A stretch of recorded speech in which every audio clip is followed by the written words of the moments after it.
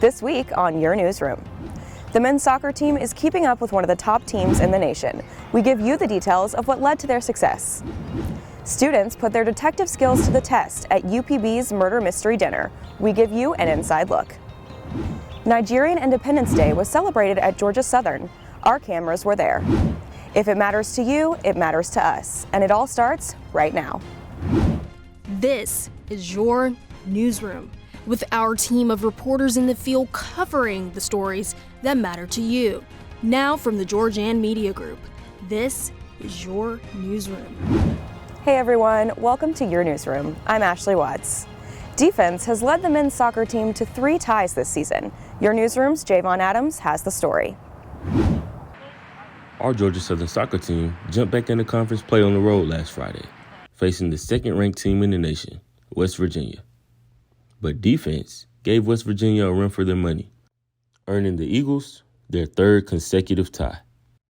The goalkeeper for the Eagles, Nate Martinez, showed out this game, leaving the game with 7 saves and a clean sheet, and he gave us the key pieces to this past week's tie. We came out with a draw against the number 2 team in the nation, which was a good result. The back line, obviously I had 7 saves, but the back line really helped me out. They gave me the chance to make those saves, and everything else they dealt with perfectly. Nate's performance this week didn't only earn the Eagles the tie, but it earned him the Sunbelt Conference's Defensive Player of the Week. Defense is a key part to the success for the Eagles this season. And I spoke to head coach Lee Squires, who gave us some thoughts on that. The boys' confidence for the challenging Sunbelt Conference schedule we have coming up, and the boys executed the game plan well. We'd like to have a little bit more offense about us and try and get forward and not have to defend as much, but we had a resilience, we showed character. Eagles men's soccer has their next game on the road against UCF, and after holding out teams left and right, we'll see if they'll keep it up.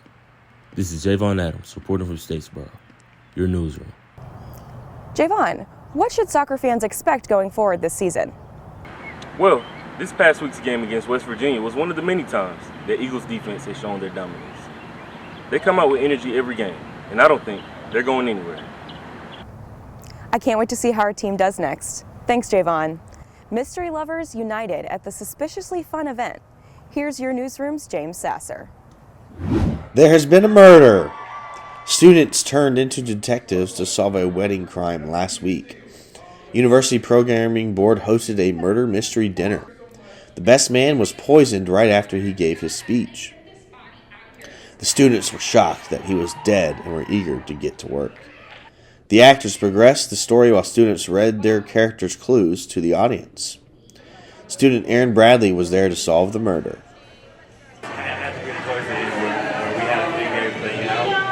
It just started to click. We started to come together.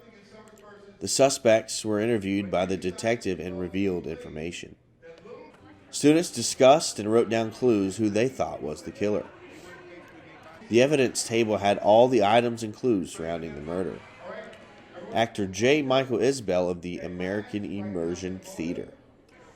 I love playing 2 characters. I get to have the opportunity to be different. First, they're generally kind of different mannerisms, tone, voice, bigger gestures.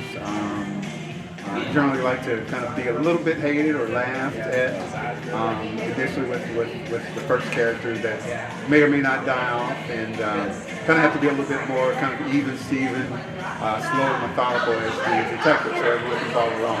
It's very fun to play with 2 characters. The detective questioned the suspects again and tried to solve the case with the clues, but needed the students' help.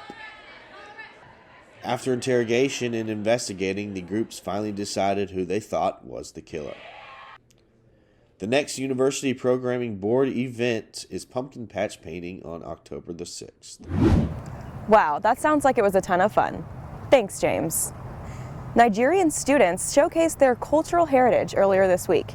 Your Newsroom's Naya Worrell was there for an inside look. Although Nigeria is around 6,000 miles away, its independence was celebrated in the Rotunda. Nigerian Independence Day is celebrated on October 1st to commemorate the country's independence from British colonial rule. On October 2nd, the International Students Admissions Program, as well as many others, came out to remember the day, some in their traditional Nigerian attire. The event began with the singing of the national anthem.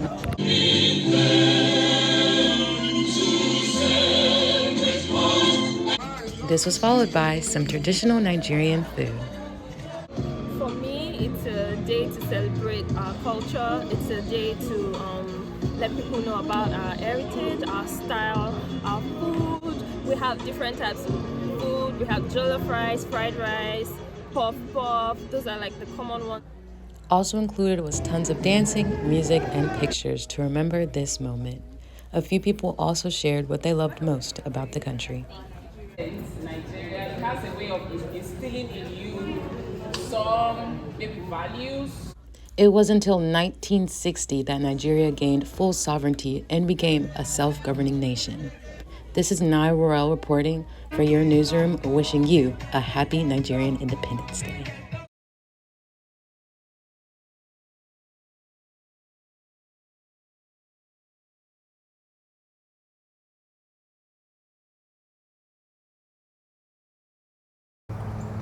Wow, that's really interesting. Thanks, Naya.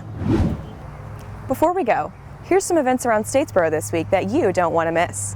On Friday, you can bask in the feelings of fall by painting pumpkins and eating treats at the UPB Pumpkin Patch Painting event. On Saturday, you can head to Borough Pride Fest and enjoy vendors, food, music, and fun. And finally, also on Saturday, you can cheer on Tormenta FC at their game against Union Omaha. Thank you for joining us this week for your latest updates. We encourage you to connect with us on social media at @your_newsroom. For now, for myself, and for all of us here at Your Newsroom, I'm Ashley Watts. We'll see you next week.